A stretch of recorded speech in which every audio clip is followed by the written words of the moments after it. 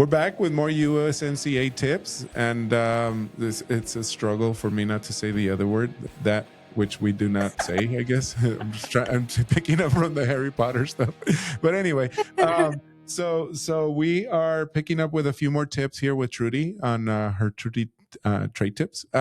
But we are talking about, we do have a document where we published an article, blog post, call it what you will, but it's a document. It has 12 tips on, things to look out for or be aware of for USMCA. And again, check our show notes and you'll find them there. So this episode, we're going to cover a couple more, kind of like just summarizing a few of the 12 that stood out the most.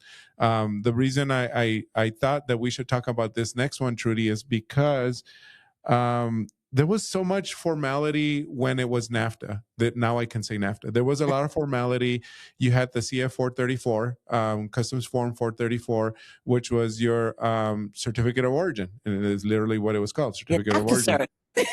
Yeah, the NAFTA certificate. Yeah. So it was a very formal document. You had to have it in that format and et cetera. I mean, of course, there was a very loose way of doing it, but you didn't have to have lines and all that kind of goofy stuff. But you had to use, well, actually, you kind of almost. No, format, yeah. Yeah, it definitely was. Yep. That's right. I'm thinking of the new one. I'm sorry. Specific form, fill in the blocks.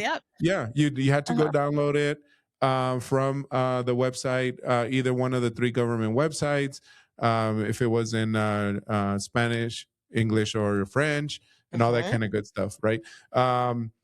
Every year you check just to make sure they didn't change it on you to get the new updated form and everything, right? And then USMCA came and said, let's ditch that form and let's go to a declaration, right? A declaration of origin. And as long as, kind of like ISF, right?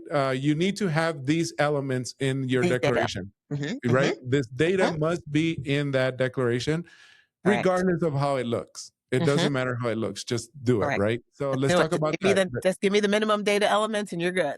Right. So let's talk about that, because I think a few little elements did change on there. The way you say customer, certifier, producer, exactly. So those were clarified a little better in this version than they were in the NAFTA, right? Because NAFTA, there was always like, who's the customer? Exactly. Yeah, producer, exporter, and importer. But now we have to let's add certifier. Yeah. So exactly. Correct. So USMCA kind of gave us a little bit of a switch and in certain terms. A lot of things stayed pretty much the same, but there are a lot of things that were a big shift. And that form, not having that NAFTA cert, it threw everybody off, because we were always so used to like, give me that NAFTA cert. I want the NAFTA cert. And everybody was just so used to saying that.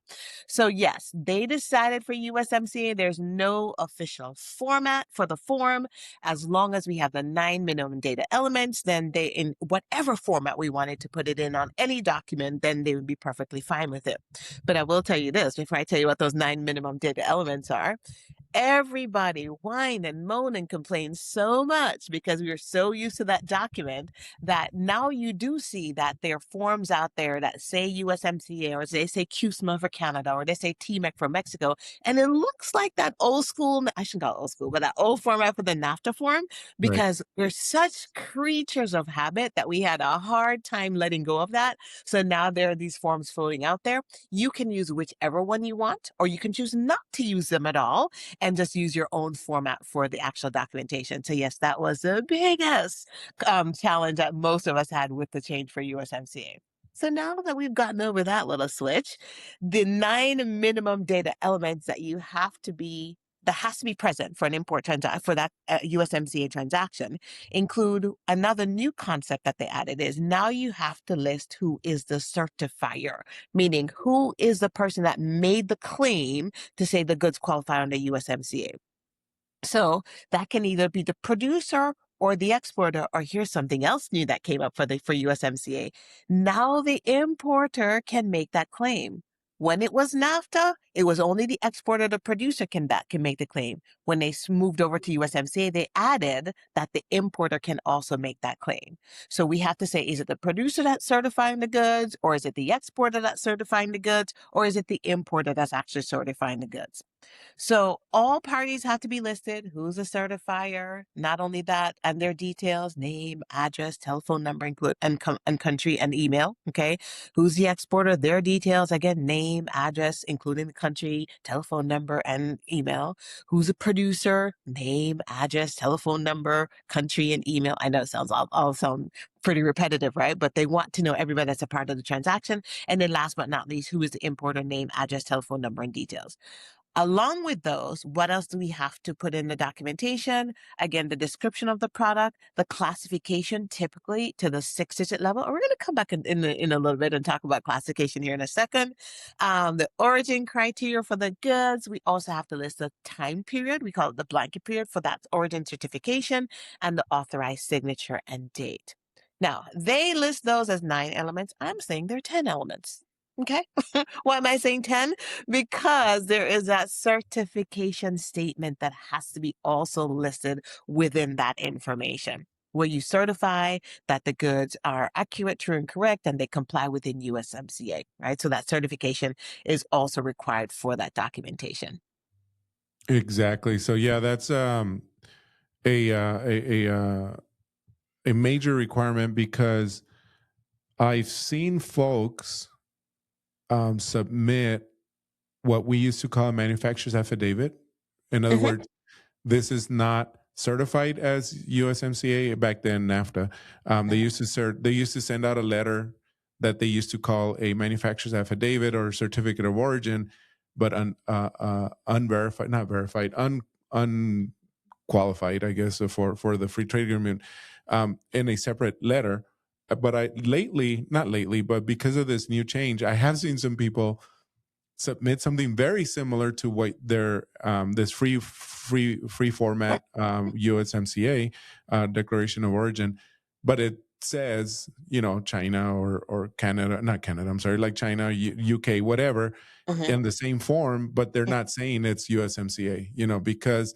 Exactly. And so you actually have to be careful or be alert, aware of what that certificate says because or that declaration Hmm. says because some people may be mixing in some stuff in there. Although you Right. cannot mix USMCA with other countries, right? But again, that's what I've seen. So Yeah. Your documentation, like Lala says, your documentation has to be very clear. Okay. So I might have a commercial invoice that has countries of origin of other items, including goods that qualify under USMCA, but I need to make sure that it's very clear which ones qualify under USMCA and which ones are just items that are listed within that particular shipment. Not a lot of times though, most people tend to ship all their USMCA stuff together. But again, if you happen to have a mix of stuff in your shipment, you want to make sure that your documentation is absolutely clear which ones are on the USMCA and which ones are not on the USMCA. right, perfect. And then I guess pivoting kind of just shifting a little into what is on that certificate, like you said, the HTS. And Mm. all roads lead to your tariff number, no matter if you're Yeah, using I love that.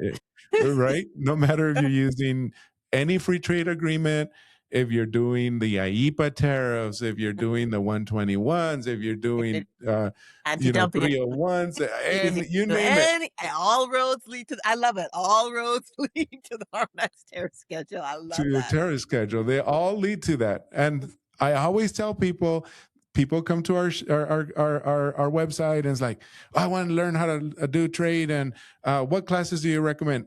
Always the number one, I always tell them, take the tariff classification. Oh, we don't do that.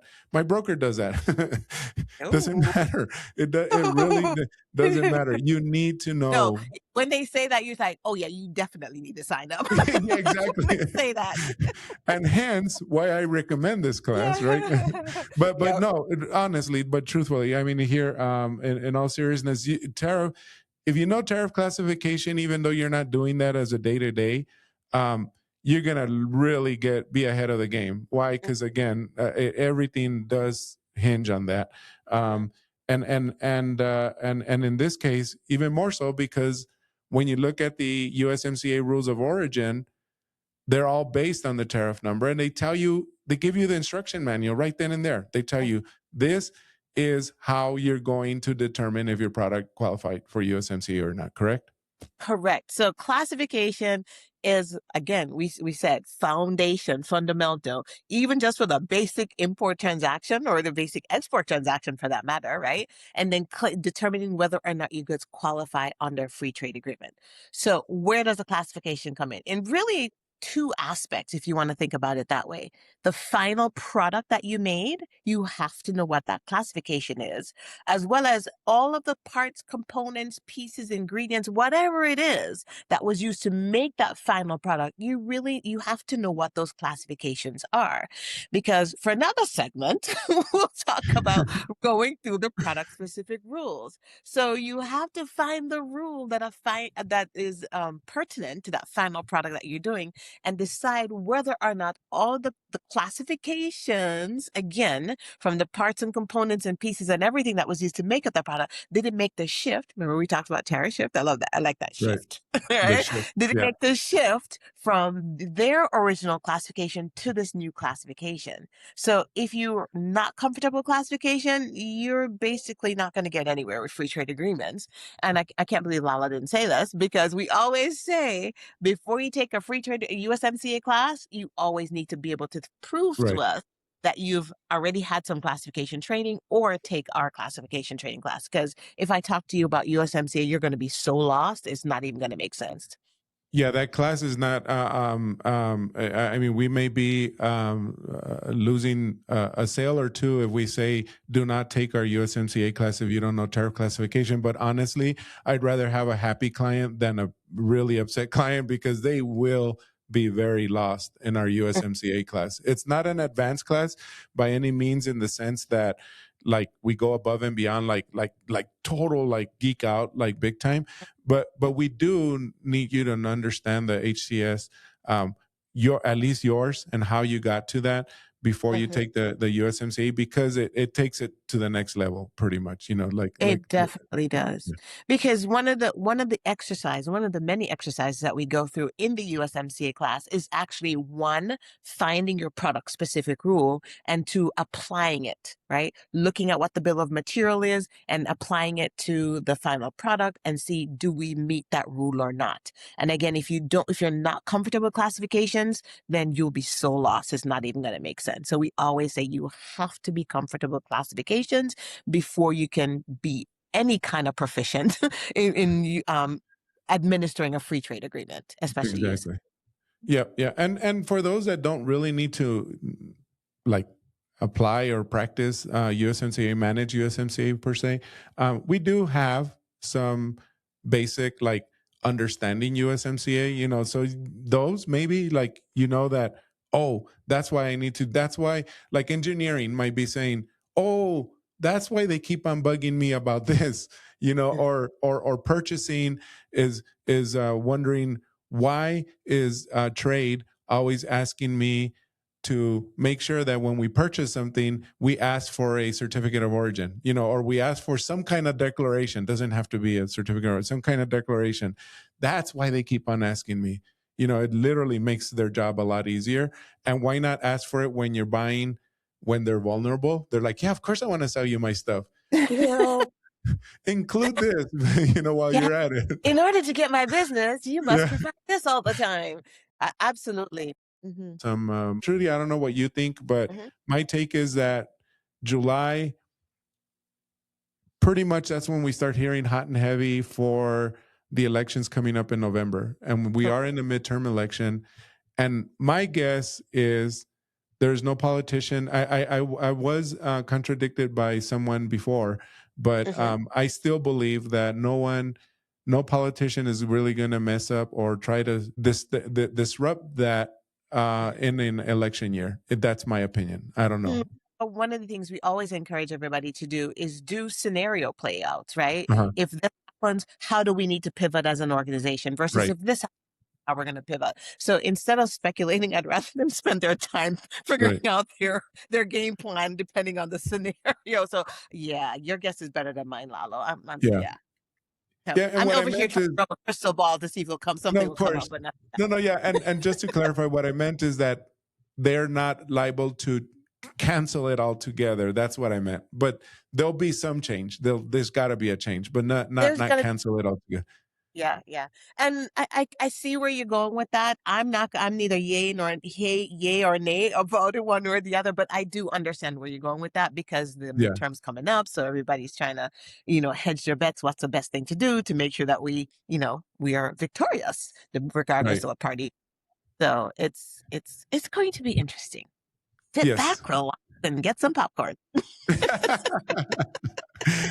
Like we all did when we were trying to wait for the Supreme Court decision. That was fun to sit there and wait, keep on waiting. Anyway, well, thank you very Amazing. much, Trudy, once again, and we hope to have you again here for more tips, of course. And there's lots and lots of topics and courses that we cover, and so obviously there's a lot of tips that can come out of that. So thank you all for joining us. Thank you also, Trudy, for sitting in, and have a good rest of your week. Like I said, it's always fun hanging out with GTC. Awesome. All Thank right. you, Trudy. Thanks. Have a good one. Bye. You Bye. too. Bye.